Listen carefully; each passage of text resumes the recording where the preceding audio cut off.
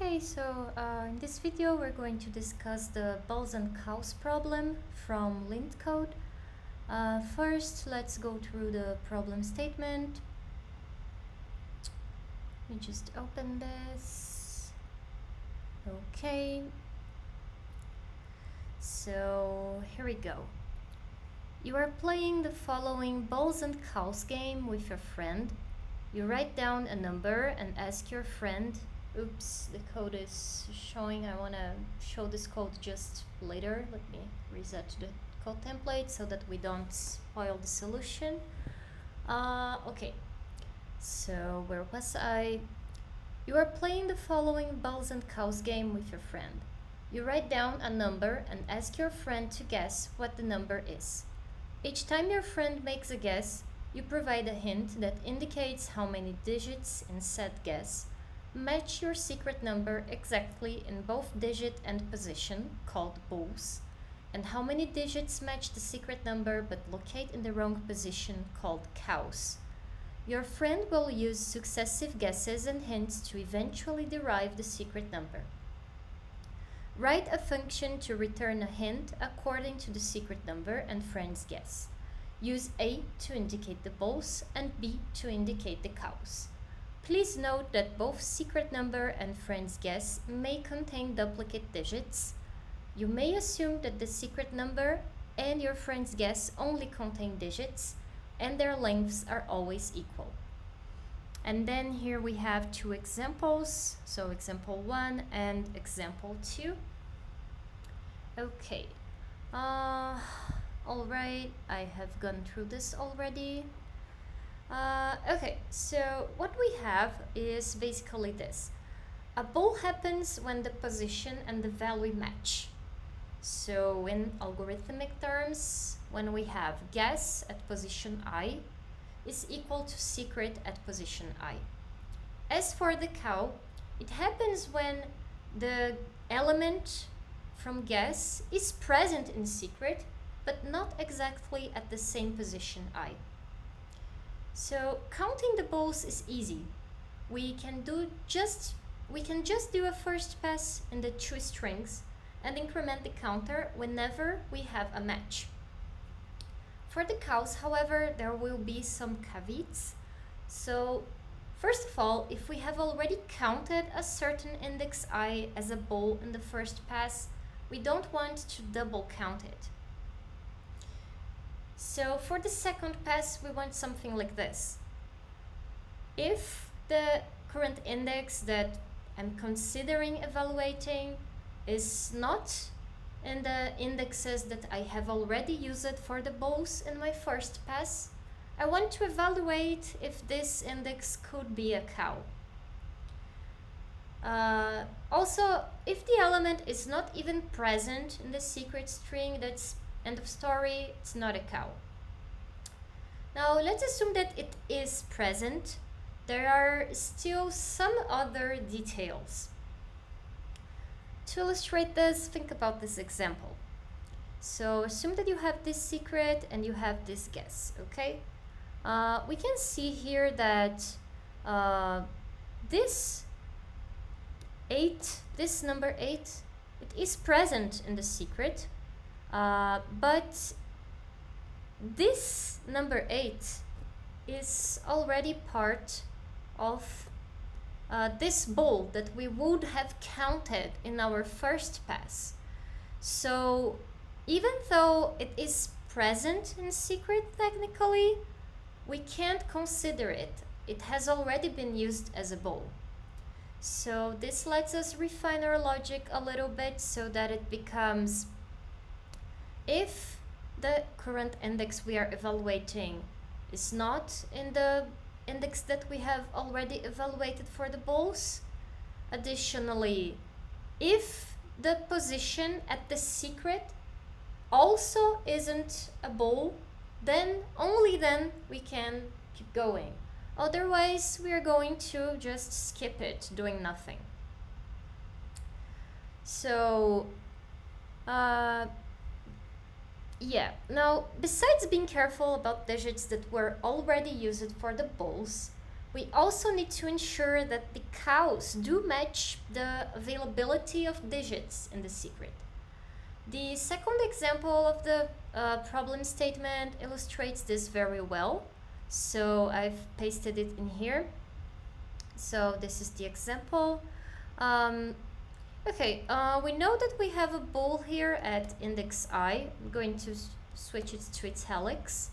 But then we are here at this guess, and we have two numbers equal to 1 here, okay?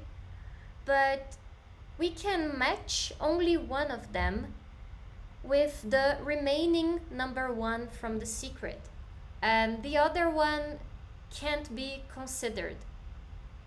So that's why in the second example, we only have one bull and one cow instead of, for example, 2 cows. So this logic leads us to this pseudocode over here. And this is not even code at this point, but don't worry, I will show the final code later. But this is not the most optimized version. And we'll discuss about which data structures to choose in a minute. I just want to show this because it makes all the checks and guards that we need to do before we ever consider something to be a cow very clear.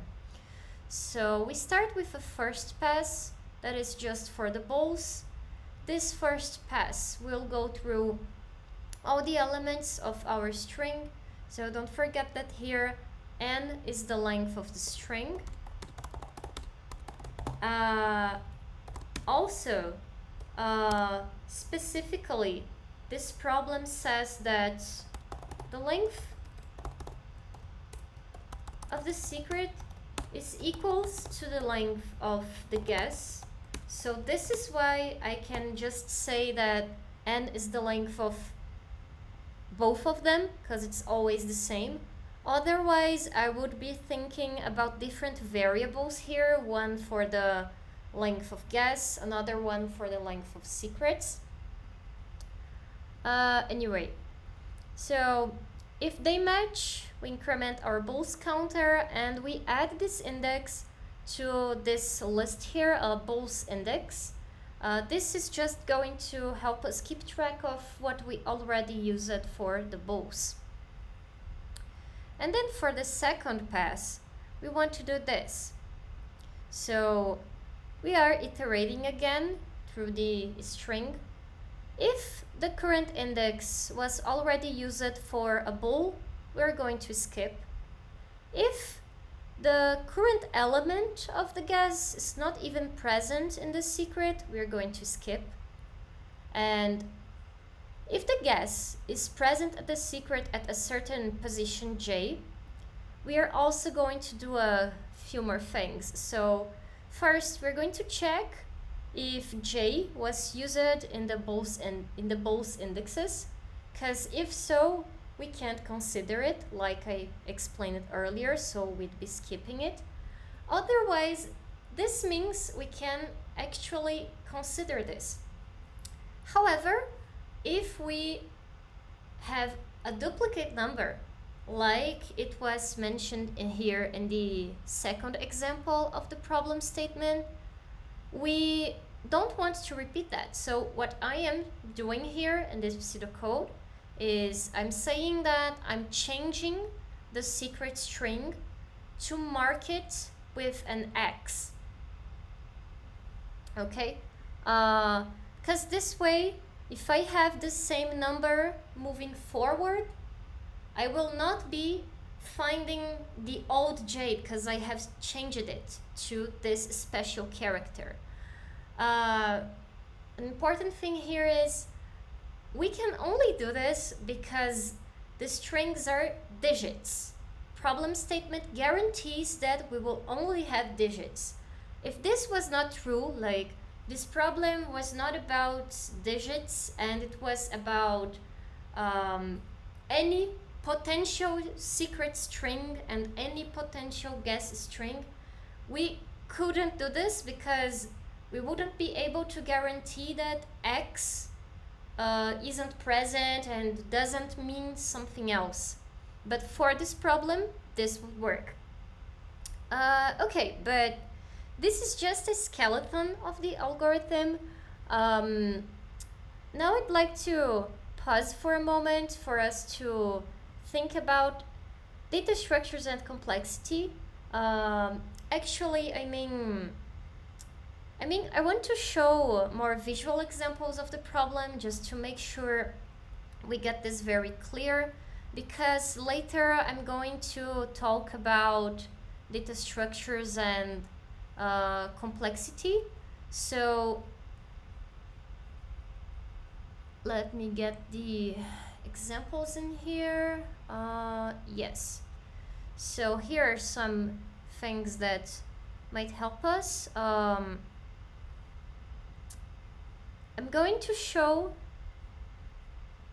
a manual pass of our logic first. So I'm going to copy this.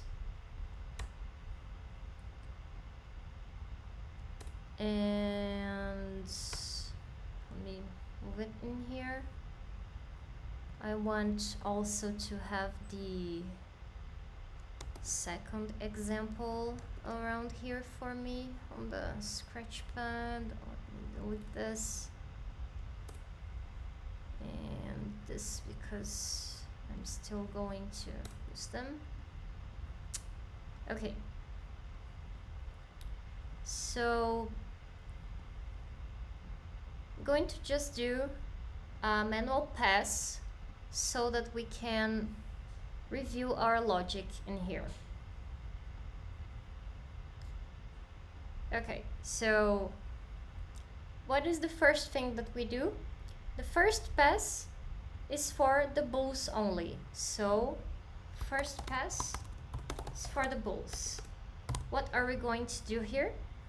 So we start here at this index. Sorry, I'd like to make this a different color. Okay, we start this. Is this a match?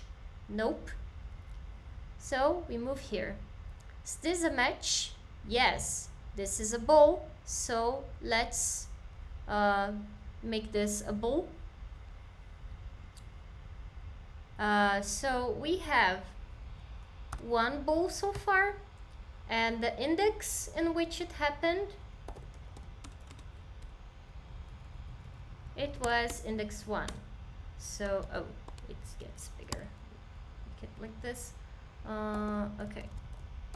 Bulls index contains 1. Okay. Yes. Okay. Just a reminder, because I didn't mention this, but I'm treating these strings as a 0 index. So this is index 0, this is index 1, this is index 2, this is index 3. Okay, this is how the indexes go. Just standard indexing. But anyway, okay, let's move on. We were here. Now let's go here. Is this a match? Nope. Now we finally come here. Is this a match? Nope. Alright, we are done with the first pass, which was focused on bulls. So now let's go to the second pass, which is focused on cows. Okay, so for the second pass, here's what we are going to do. Okay, we start here. We have a 7 at the guess. Okay, so we want to check, do we have a 7 at the secret? Yes, we do. So we can pair these two together. So this will be a cow.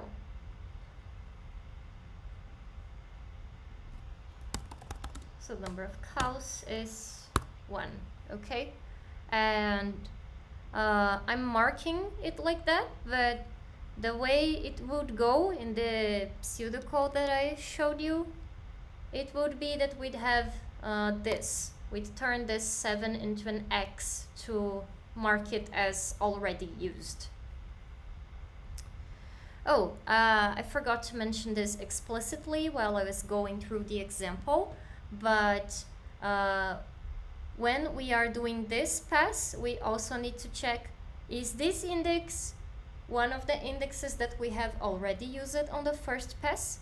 In this case, nope, it's not in the bool's index, because bool's index contains only number 1, and this index right here is index 0. So yes, we do this evaluation, and then we do the evaluation about whether it exists at the secret, and whether in the position that exists at the secret,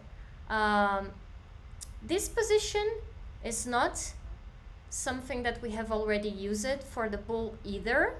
And then finally we mark it, okay? Because if we had, for example, an 8 in here instead of a 7, we wouldn't be counting this as a cow, because our 8 match would land here, and we would block this with the check about bool's index. Okay, so moving on. Now we come here, and we're going to skip this because it's in bool's index. Okay. Then let's move on. So now we are here, and we see this 8 on the guess. All right. We know that 2 is not a bool's index, so we know that it makes sense to at least try to evaluate this. Now, okay, we're gonna try to evaluate this. Let's look this up on the secret. Okay, we look this up on the secret, and we see that it is present here. However, it is something that we already used. It's not truly available, so we are not going to consider it. Finally, let's come here. We have a 0, and this index is not part of the bools. We look it up on the secret, we find this, which hasn't been consumed yet. So this means we are good to go. So we increment the number of cows in here. And we would mark this as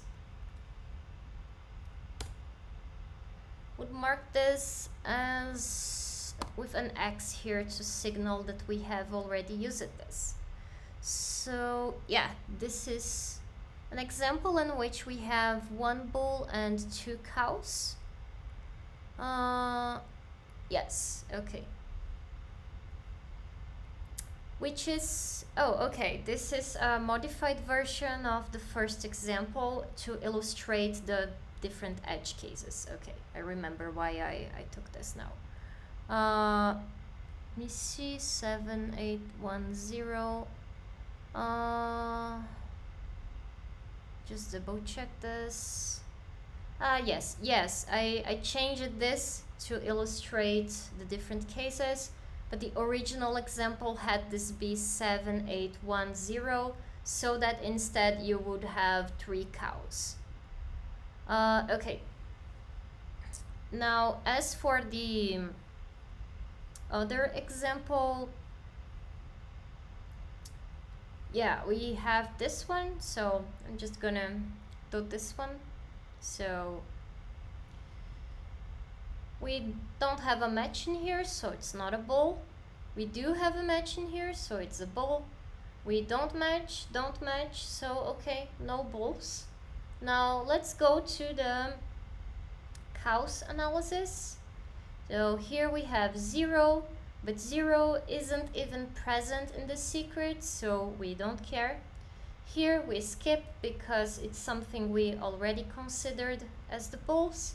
Then we come here on this guess, and we check this. It does exist in the secret, so okay, we have a cow here. And then we come here.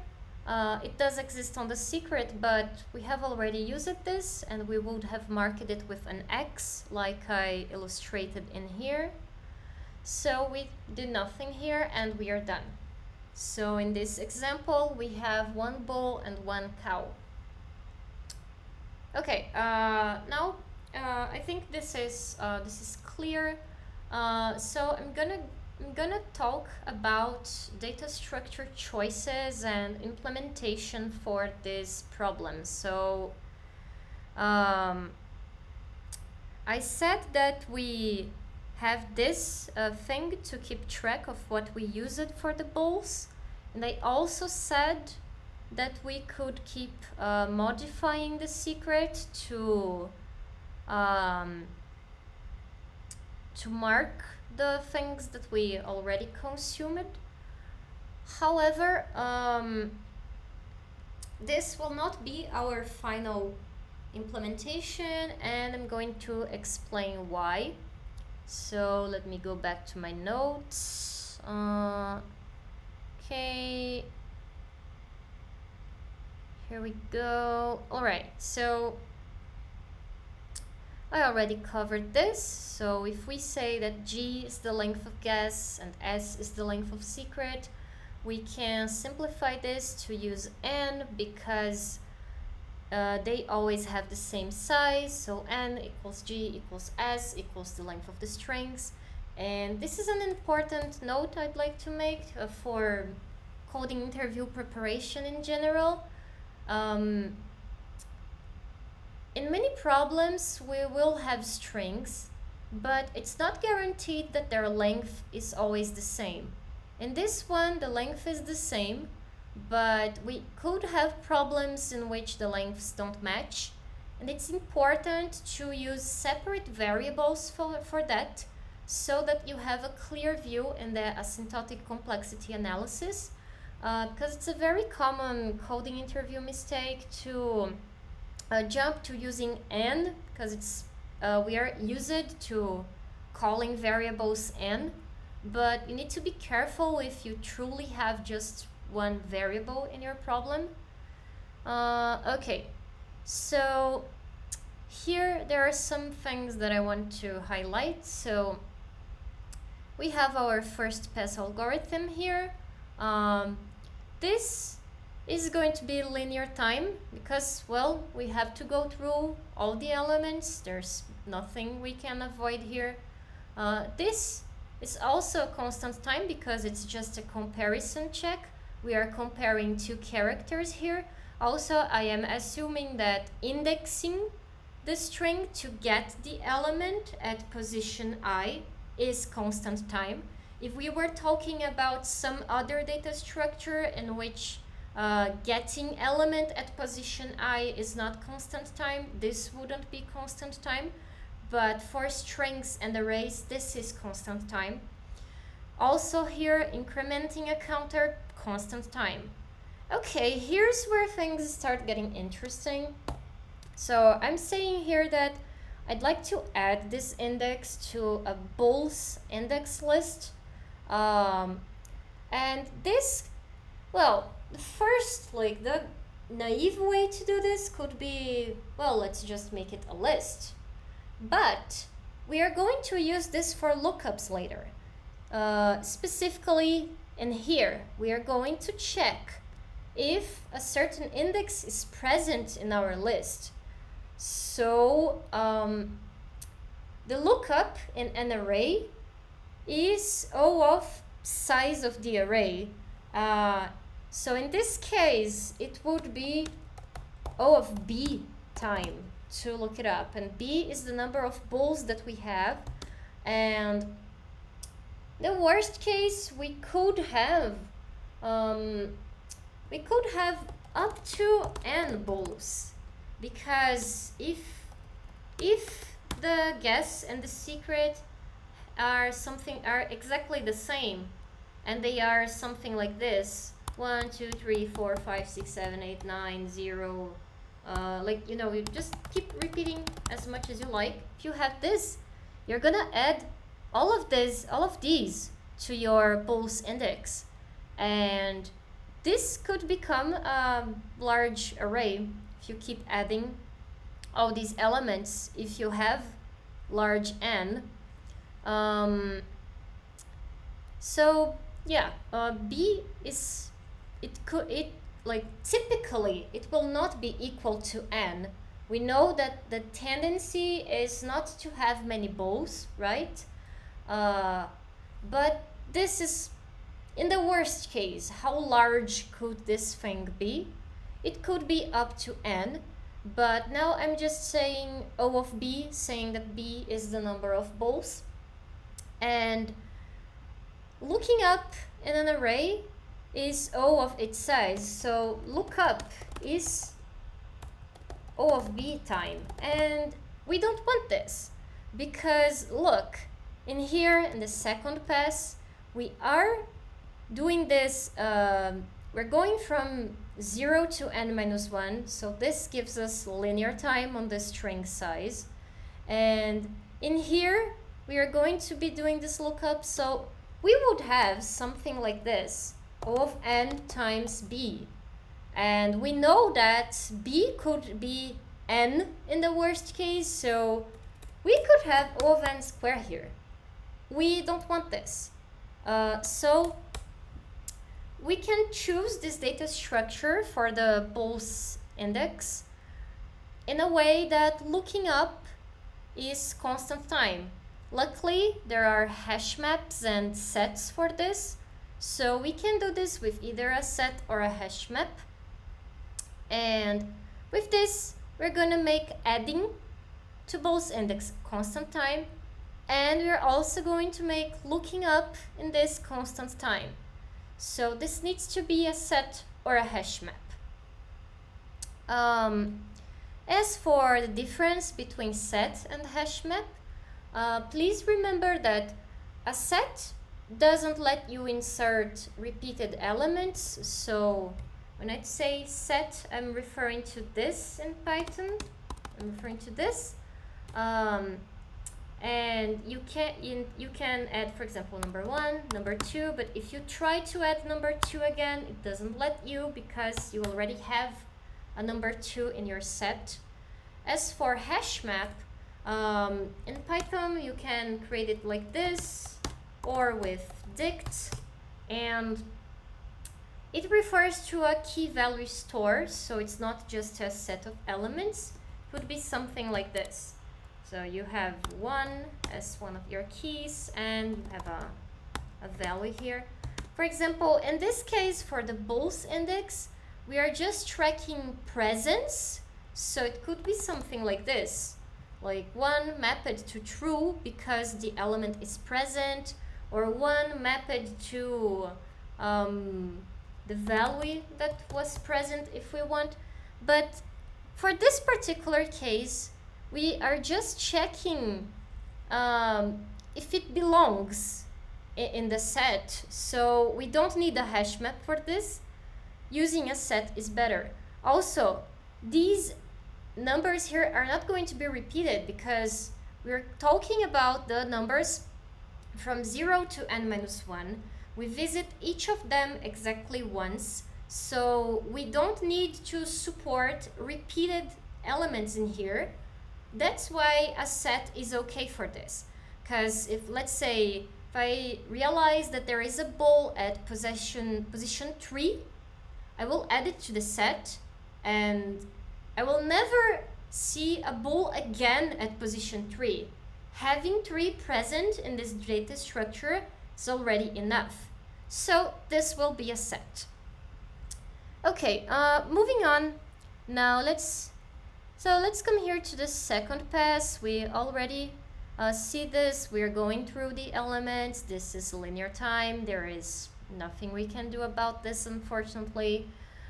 This is the lookup we talked about. This is going to be O of 1. Okay, now let's see this part. This part here is also important because what are we doing here? We are checking if an element is present in a string, in the secret string specifically.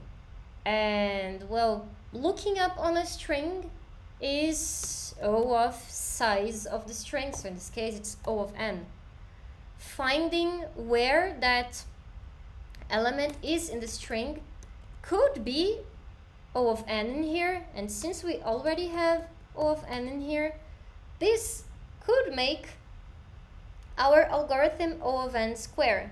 So this is also something that we will want to optimize for this problem.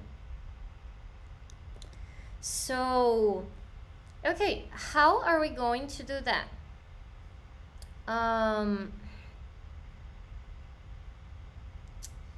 In here, I talked about changing the secret. Okay, so what are we going to do here? We can do this with another hash map, and let me explain how. Because when I first saw this problem, I thought about it in different ways, and I want to make it clear. So we're gonna have a hash map just for the secret, and this time it's not going to be a set because amounts matter. Also, it's not going to be an inverse map from element to indexes because we don't care about the indexes, we only care about the amounts.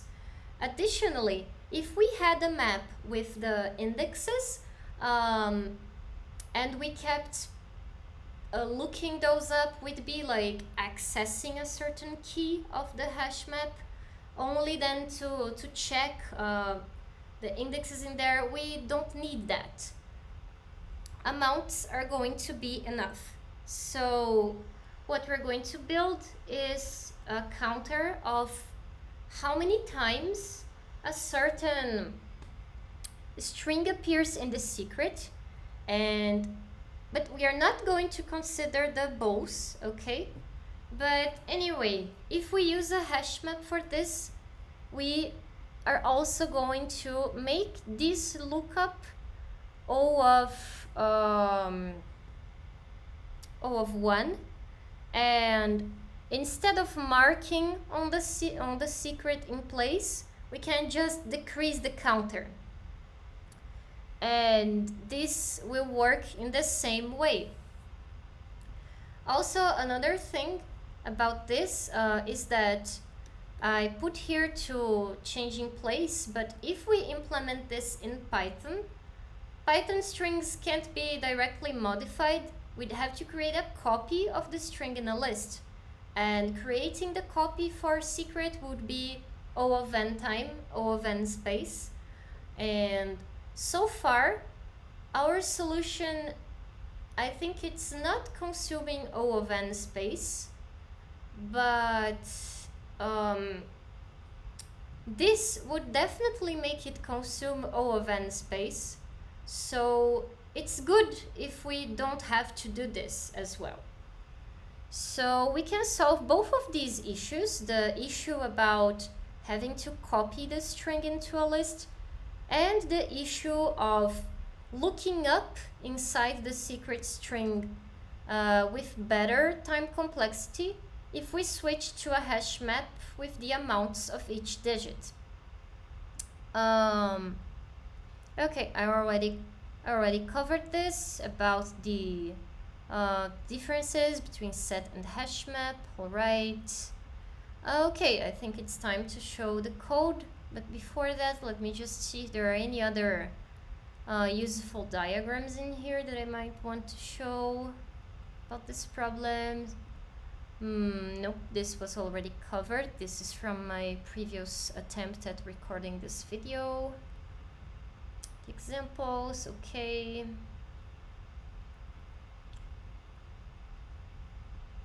Okay.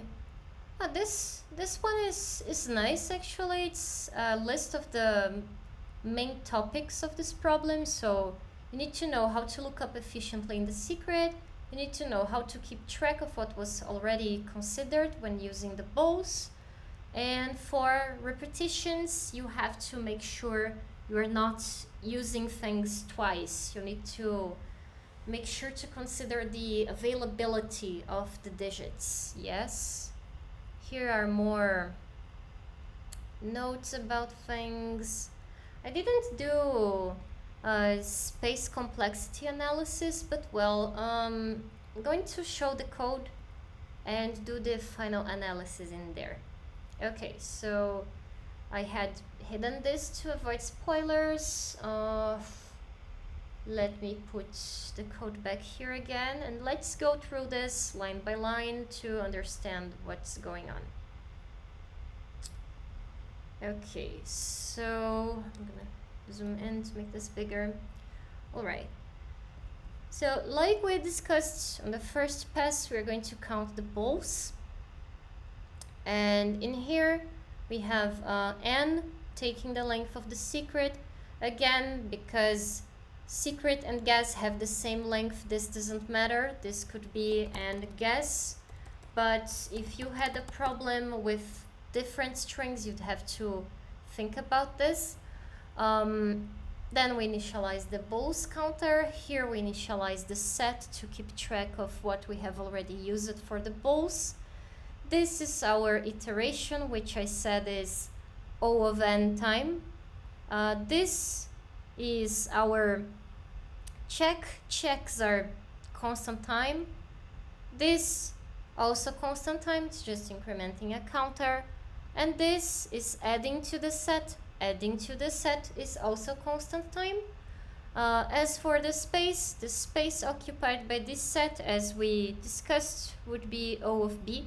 So far, like overall, like the totals in our complexity of this part is O of n time, O of b space, with b being up to n, okay?